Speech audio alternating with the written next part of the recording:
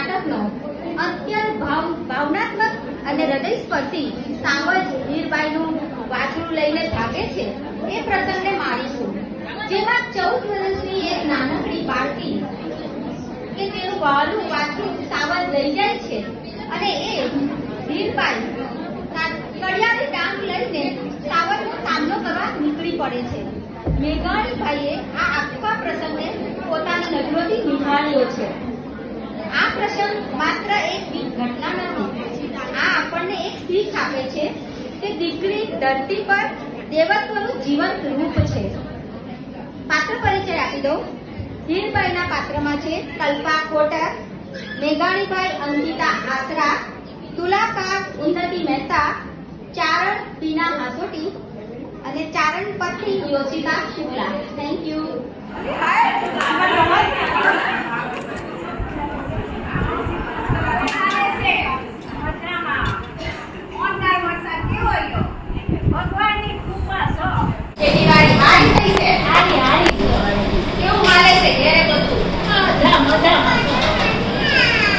હાલો આજે તો આપણે જમાવટ કરીએ.